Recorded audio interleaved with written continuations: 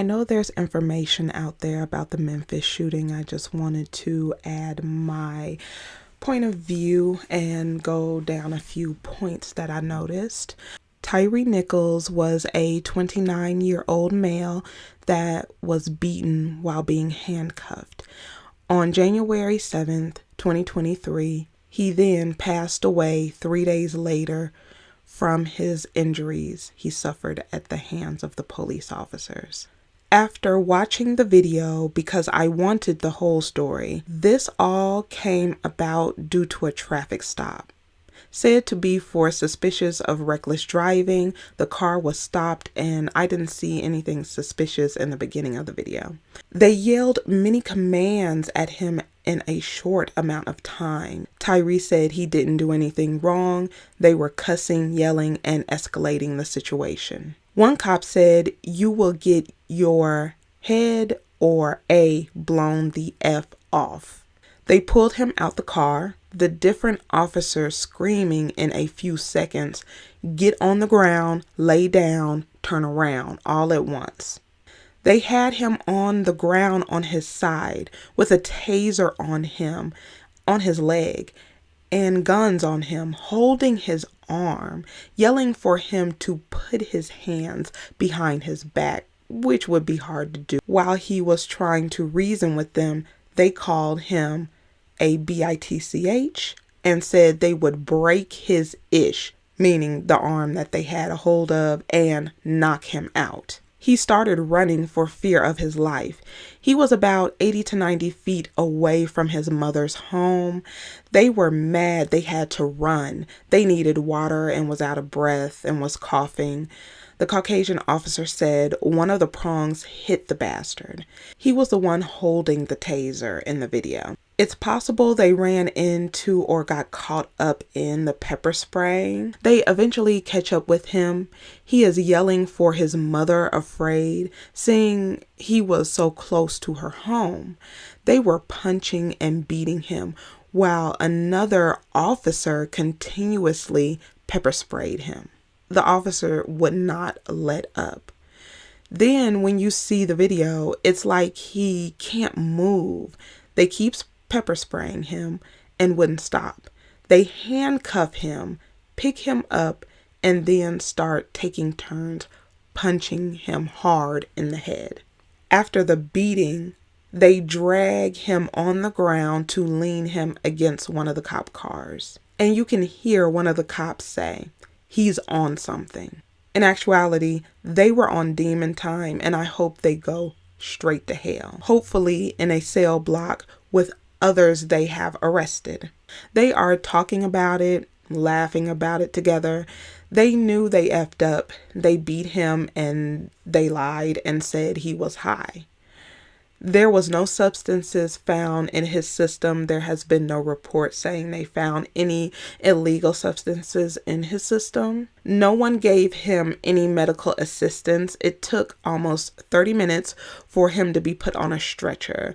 He was kicked in the face while he was slumped over on the cop car. The videos depict Nichols being punched, struck with a baton, kicked in the face, and sprayed with an irritant. And after investigation and review of the camera footage, there was nothing that can sustain the claims of reckless driving. The officer said in the video, "So we jump out of the car, ish went from there." This was a murder, and I hope they get everything they gave and more. The Caucasian officer or officers need to be charged, and it's come to light the officer has been fired. The Caucasian officer needs to be charged. They were involved and they had a duty to de-escalate the situation, not to join in or look the other way. He was not a threat, had no drugs or weapons. All the officers, the paramedic, and the firemen need to be held accountable because of the position they hold. It could be life or death. He was very thin, 150 pounds, with hippo-sized cops beating him. They were much bigger than him. This is what I mean about Black people being the other two legs that hold up this current racist system. In several videos, I said it's a table. One leg is Caucasian people, the other are adjacent and identifying people, and then the other two are Black people. And people are saying, you know, this has nothing to do with racism. This has nothing to do with race. The police system, if you look at the history, I'm not going to go into that. That's where it comes from. And also the current climate and environment and activities within this system currently, it does uphold those values. So either way you try and slice it, you can't get away from that. For people who would be crying tears, you can be a Black person and be anti-Black. To be honest, who needs the Klan, the Proud Boys, or the alt-right when you have these dumb, ignorant thugs to do it for you happily? This is just a glimpse of what got us in this situation to begin with, the hatred Black people have for other Black people. It has created poverty in our communities, making us a permanent underclass, no ownership of anything. It even put us in slavery. And I could go on and on. It's the am I my brother's keeper spirit. When Cain, in a jealous, hate-filled rage, took his brother's life. These animals enjoyed hunting this man. They couldn't wait to take their turn harming a Black person like a rabid animal. The 5 police officers have been charged with second-degree murder. Second-degree murder is defined as an intentional killing that was not premeditated. In some states, second-degree murder also encompasses depraved heart murder, which is a killing caused by a reckless disregard for human life. Second-degree murder is often seen as a state's definition of first-degree murder. That was a little bit about their charges. This is wicked, evil, and vile. This is different because how can you look at someone that has your face and do this? I wouldn't be surprised if no one was around. They would have hung him in a tree. You are not safe, not even around your own. There is a rumor that he was dating an ex of one of the officers, which they are investigating that right now. I mean, honestly, what is the difference between this and Tamir Rice, Breonna Taylor, George Floyd, Rodney King incident?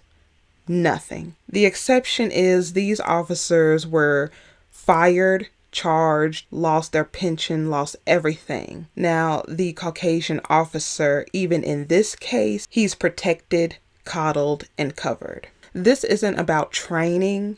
It's about power and the non-accountability culture in policing.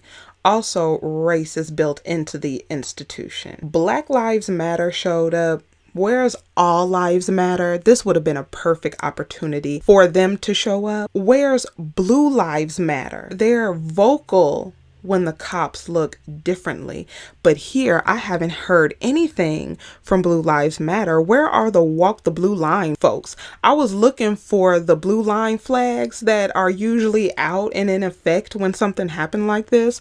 I didn't see them. I didn't see them at all. So the next time someone says anything about Black Lives Matter or anything, you can tell them to shut the F up, because they had an opportunity to show up and show out and they didn't. They had an opportunity to make videos and put this on display, and I don't hear a lot of voices on this with Walking the Blue Line, Blue Lives Matter, and All Lives Matter. The Scorpion unit, which these officers were a part of, is disbanded, and they know nobody's going to trust them, and everybody is going to be painted under the brush. And honestly, they need to be investigated with the cases they were involved in since this incident happened. Officer Preston Hemphill, he is now fired. He was on administrative leave, but he has now been terminated. So far, I hope this same energy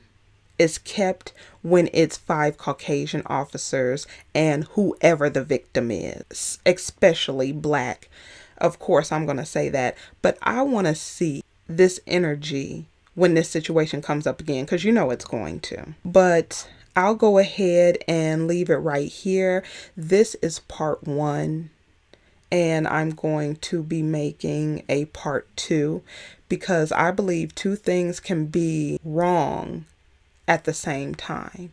And I just wanted to speak on this situation because the police officers, all of them who were involved, they need to be held accountable. The paramedics that did not render aid need to be held accountable, and the firemen, they need to be held accountable because you're supposed to do your civic duty. You're supposed to do your job. You are not supposed to have biases because your job have people's lives hanging in the balance. No training tells these men to do this. This is not protocol. This is not how you handle a suspect, especially a suspect that does not have weapons on them. And for the paramedics, minutes could save a person's life. And for you to not do your job like you would do anyone else, that's wrong. So everybody needs to be held accountable because a normal person in society that's not a part of these jobs, if you do something slightly wrong, you'll definitely be held accountable. And I know this won't be favorable to hear, but I do believe there is correlations between things that we do in our life and the consequences that we get from it.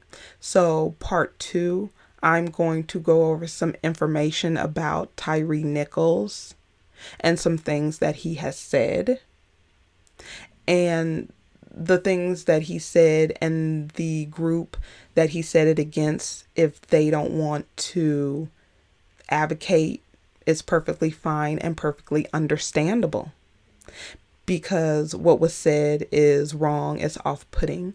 And the situation reminds me of Christian Obenselli and Stefan Clark. But I'll go ahead and leave it right here. Let me know what you think about what happened in this case, and I will see you in the next one.